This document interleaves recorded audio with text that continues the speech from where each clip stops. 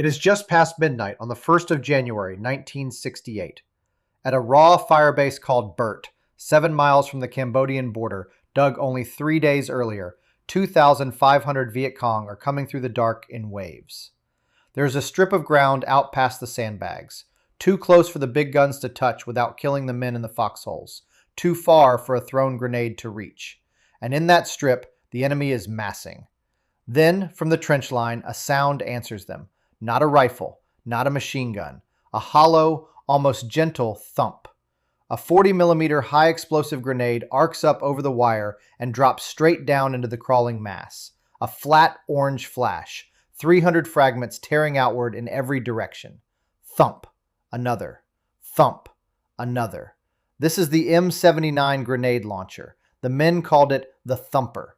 And in the dead ground at Firebase Burt, it did the close-in killing that nothing else could reach. To understand why one man with a 6-pound tube mattered that night, you have to understand the trap the Americans were sitting in. Pope Paul VI had declared the 1st of January a day of peace. The South Vietnamese agreed to a truce.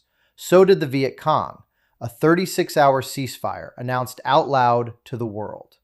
That morning, the men of the 25th Infantry Division got their Christmas mail. It had finally been flown into the new landing zone. They spent the day of peace opening packages from home. A chaplain, Captain Jim Tobin, gave communion on the firebase. Bert was 3 days old.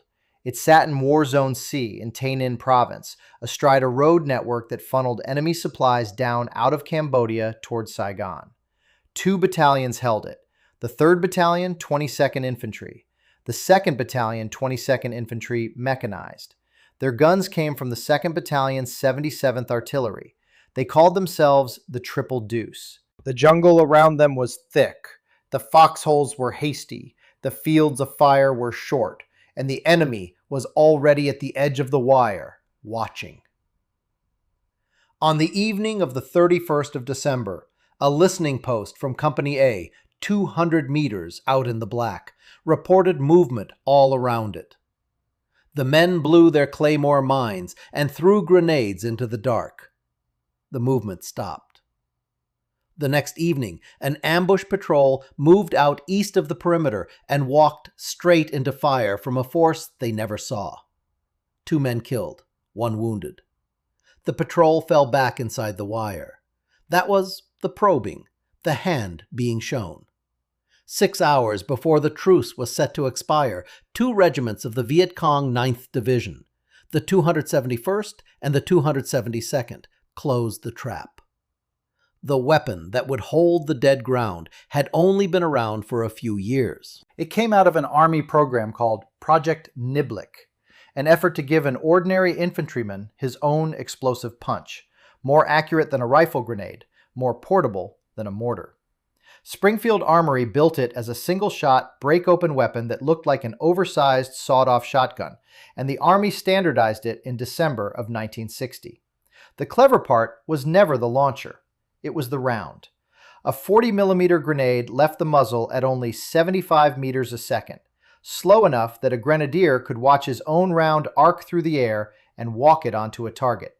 It reached out to 150 meters against a point target, 350 against an area, and when it landed, it burst into roughly 300 fragments with a kill radius of 5 meters. 1 man, 1 tube weighing 6 pounds, the explosive reach of a small mortar riding on his shoulder. The troops gave it names: the Thumper, the Blooper, the Bloop Tube. The Australians called it the Wombat Gun. But the name that mattered was the one that described what it did. They called it the Platoon Leader's Artillery. It was carried by a single dedicated grenadier in each squad, usually a Specialist 4. Because the launcher ran 29 inches long, he often couldn't carry a rifle as well. His backup was the .45 on his hip. When the listening post started reporting movement in the days before the attack, the Thumpers were among the first weapons to answer, lobbing high explosive out into the tree lines, searching the dark where a rifle could see nothing. One of the men in those foxholes was a 21-year-old rifleman in Bravo Company, 3rd Battalion, 22nd Infantry. His name was Oliver Stone. He had been in country since September, and he would carry something out of this firebase that he would spend the next 20 years not entirely sure had been real. At 23:30 on the 1st of January, the mortars came first. Then the ground attack hit the northern edge of the perimeter and rolled south. By 1 minute past midnight, it was everywhere. The main force came down the west side of the road and slammed into the mechanized infantry. Almost in the same instant, rocket-propelled grenades, machine guns, and small arms tore into the southern line, and the heaviest weight of it peeled east, straight onto Company C. The attackers were smart about it. They came up the drainage ditches that ran along both sides of the road, using the cut earth for cover, crawling closer and closer to the wire. That was the killing ground. The band too close for the howitzers, too far for a thrown grenade, and that is where the grenadiers went to work. From the Company C foxholes, the thumpers began arcing 40mm high explosive up over the sandbags and down into the ditches. A man couldn't see much in the dark. He didn't need to. He knew where the ditch was. He knew the enemy was in it. He set the round to fall where they were crawling, and he fired. Thump! And broke the breach, and loaded another, and fired again. 5, maybe 6 aimed rounds a minute, each one 300 fragments into a confined trench packed with men. It is worth being precise about what that did. A high explosive airburst over a drainage ditch does not produce a clean death. The fragments fill the cut from wall to wall. There is no posture that escapes it. The ditch that had given the attackers cover from rifle fire became the very thing that trapped them under the grenades. By 2 in the morning, Company A had lost radio contact with its forward platoon. 2 or 3 of the enemy were inside the perimeter. By 2:30, the Company C ambush element reported half its men down. And then the artillery did the thing that truly defines this battle. The howitzer crews of the 77th dropped their barrels level. The 105s fired beehive, canister rounds packed with thousands of small steel darts, directly across the Company C perimeter, over open sights, into the massed infantry. When the beehive ran out, they loaded high explosive and fired it flat into the dark. The bigger 155s did the same across Company A. The fire was so constant that the reserve recon platoon could not even move up to reinforce Company C. The wall of flechettes sweeping that ground would have killed them too. So the geometry of it was simple, and it was merciless. The big guns firing flat, sealing the open approaches. The grenadiers in the foxholes lobbing high, sealing the ditches the guns couldn't safely reach. Between the two, there was almost nowhere left to live. It was somewhere in this stretch that Oliver Stone nearly died. A friendly F-4 Phantom, working the enemy that was now inside the wire, dropped a 500-pound bomb close enough to throw Stone into the air and knock him cold. He got up, he walked back to the line. He said later he never fired his rifle the entire night. At some point in the chaos, the concussion of a beehive round burst his eardrum and left him deaf in that ear for the rest of his life. Because he stayed on his feet and never went to an aid station, it never even counted as a wound. He described the force of that night in 4 words, like being in a hurricane. There were small, terrible stories in every position. By one veteran's account, near a quad 50 machine gun mount that was being overrun, the gunner had part of his hand shot away and kept loading and kept firing, the 4 barrels hammering into the dark. The 16-man ambush patrol that had been caught outside took the worst of it. By morning, 1 man was dead from enemy fire, 11 were wounded, and 1 more had been killed by the friendly airstrike called down on top of them.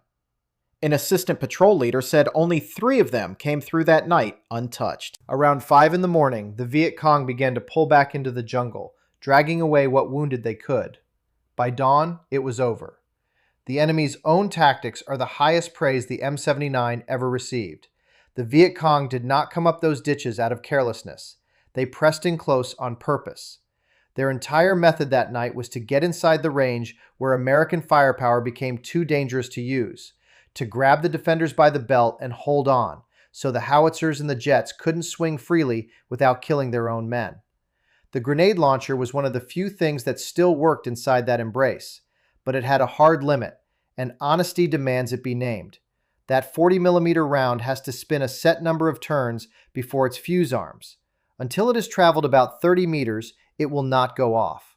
So when the enemy clawed all the way to the wire, inside that 30-meter line, the thumper went quiet. The round became a slow steel ball. At that range, the grenadier had nothing left but the .45 on his hip and whatever the men beside him could bring.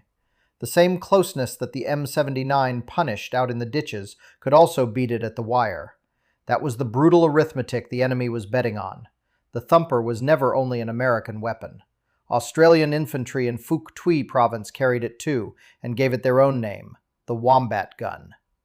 In February of 1970, a section commander named Corporal Joe Daniluk of the 8th Battalion, Royal Australian Regiment, was photographed carrying his M79 through the bombed-out scrub of the long high hills, his rifle slung across his back after days of close fighting. Different army, same 6-pound answer to the same old problem, the gap between the grenade you could throw and the mortar you had to call for. When the sun came up over Burt, more than 400 enemy dead lay around the perimeter, many of them piled in the ditches. 23 Americans had been killed, 153 were wounded. Oliver Stone was among the men sent out to gather the enemy bodies for burial. Years later, he would write of charred figures frozen in the positions they died in, of white napalm dust on gray trees. For a long time after he got home, he wasn't sure any of it had happened. There had been almost nothing in the newspapers. It was only at a reunion, years later, with other men who had been there, that he knew he hadn't imagined it. In 1986, he put that night on a movie screen, and the final battle of the film Platoon showed the world what the men of the Triple Deuce had lived through. Another man who fought there, Larry Heineman, became a novelist and spent years writing his way back through it. The grenade launcher itself was already on its way out. Its single-shot reload was too slow for a long firefight, and within a few years, the Army began replacing it with the M203, a launcher that clamped under a rifle so the grenadier could be a rifleman again. Special operators still reach for the original even now, for its reach and its accuracy. But the men who carried it remember it by its sound, that hollow thump in the dark. The slow grenade you could almost follow with your eye, rising up over the wire and falling into the one place the guns could not go. At Firebase Burt, on the night the truce was supposed to hold, that sound was the difference between the ditch and the perimeter, between the line breaking and the line holding.